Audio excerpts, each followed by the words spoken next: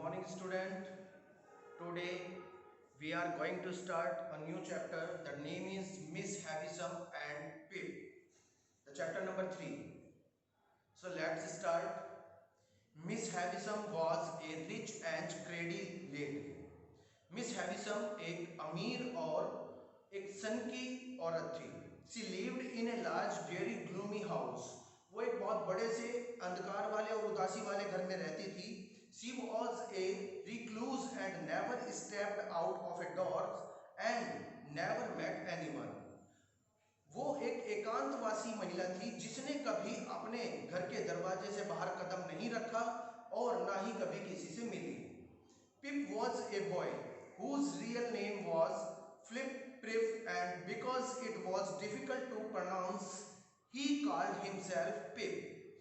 Pip was a boy whose real name was Flip Prif.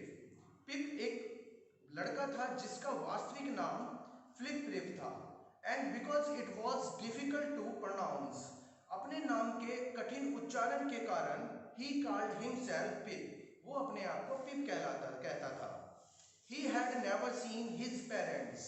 उसने अपने माता पिता को कभी नहीं देखा था. Because they had passed away long before the days of photographs. क्योंकि वो इन फोटोग्राफ्स के दिनों से पहले ही मर चुके थे. He had only seen their tombstone in the graveyard. उसने कब्रिस्तान में उनके कब्र पे लगा हुआ पत्थर देखा था.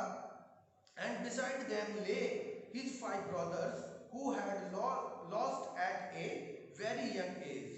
और उनके बराबर में ही उसके 5 भाइयों की कब्र थी जो उसको कम उम्र में छोड़कर ही चले गए थे. He lived in a village with his sister Miss Joy Gregory, who वो एक गांव में अपनी बहन के साथ रहता था.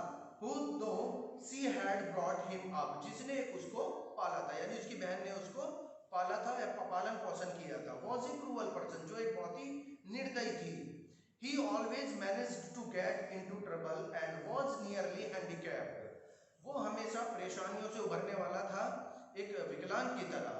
One evening it was decided that Pip would be sent to play in Miss Havisham's house. एक दिन यह निश्चय किया गया कि पिप को भेजा जाएगा मिस हैविसम्स के घर खेलने के लिए. Pip had no idea why he was going there and what he was going to play. पिप को यह विचार नहीं था कि वो वहां क्यों जा रहा है और क्या खेलने के लिए जा रहा है. He did not know. वो वास्तव में नहीं जानता था. When Pip entered Miss Havisham's house, जब पिप ने मिस हैविसम्स के घर में प्रवेश किया, he was conducted through dark passages with the help of candlelight. उसको मोमबत्तियों के प्रकाश के सहायता से अंधेरे से होकर गुजरना पड़ा. He was told to go into a large gloomy room brightened by a bit by several candles. उसको यह बताया गया कि अंधेरे वाले कमरों में मोमबत्तियों के प्रकाश से होकर गुजरना पड़ेगा. There was no ventilation. वहाँ कोई भी रोशनदान नहीं था. It seems to be a dressing room by the way it was furnished, and in an armchair sat the strangest lady he had ever set eyes on. There was no ventilation. वहाँ कोई भी रोशनदान नहीं था. It seems to be a dressing room. ऐसा प्रतीत होता था कि जैसे ये एक ड्रेसिंग रूम है. By the way it was furnished, जो फर्निश्ड है यानी जो सुसज्जित है, सजा हुआ कमरा है.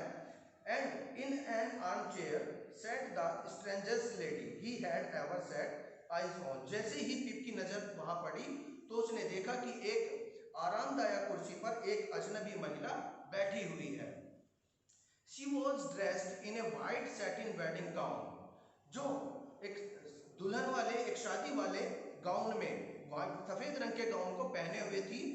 White with a white veil on her white hair. उसके सफेद बालों के ऊपर एक सफेद रंग का नकाब पड़ा हुआ था.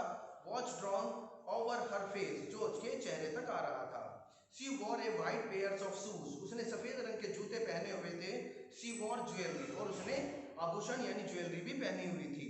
It seems as though she had no finished dressing. ऐसा प्रतीत हो रहा था जैसे उसने अपने आप को ड्रेसिंग ना किया हो, अपने आप को तैयार ना किया हो. She had one shoe on and one shoe of, क्योंकि उसका एक जूता the whiteness of everything had become of white. उस कमरे में जितनी भी चीजें थी उनकी सफेदी को देखकर ऐसा लग रहा था कि सब कुछ सफेद हो चुका है। इनफैक्ट येलो भी थे, उसकी उम्र के हिसाब से लग रहा था कि सब कुछ पीला पड़ चुका है। The lady herself now on an old woman, वो औरत जो एक बूढ़ी हो चुकी थी, was only skin and bones, उसकी त्वचा और उसकी हड्डियां, and her skin was very loose and wrinkled, उसकी जो त्वचा थी वो ढीली हो गई थी और झुर्रीदार हो गई थी। She looked like a wax figure sitting in that chair, ऐसा प्रतीत हो रहा था कि जैसे उस कुर्सी पर एक मोम का पुतला बैठा हुआ हो। Miss Havisham called Pip nearer to her and that when Pip noticed that her wrist watch and clock on the wall had stopped at 20 minutes to 9, Miss Havisham called Pip nearer to her. Miss Havisham ने पिप को अपने पास बुलाया। जब पिप का ध्यान उसकी कलाई घड़ी पर और उसकी दीवार घड़ी पर पड़ा तो उसने देखा कि उन दोनों घड़ी के बीच में 9:20 का अंतर है। She said to Pip, उसने पिप को कहा, Are you afraid of women who have not seen the sunshine since your birth? क्या तुम उन महिलाओं से डरते हो जिसने तुम्हारे जन्म से पहले सूर्य ना देखा हो?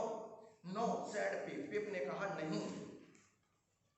She placed her hand on her left side and said, उसने अपने बाईं तरफ का अपने हाथ से अपनी बाईं तरफ का हिस्सा दबाया। What is this I am touching? ये क्या है जिसको मैं छू रही हूँ? Your heart, ma'am, replied Pip. Pip ने जवाब दिया, आपका हृदय है, आपका दिल है। Then she remained silent and told Pip to go and play. तब वो चुप हो गई और उसने पिप को बोला कि जाओ और खेलो। Pip stood there. Pip वहीं खड़ा रहा, not knowing what to do. वो नहीं जानता था कि उसको क्या करना है। She called Pip. उसने पिप को बुलाया। She called Pip obstinate. उसने पिप को जिद्दी कहा। And then she said, और कहा, go call Estella, कि जाओ एस्टेला को बुलाओ। Thank you. इसके आगे की कहानी जो है कल सेंड करूंगा, तब तक इसको अच्छे से पढ़ें और समझें। Thank you.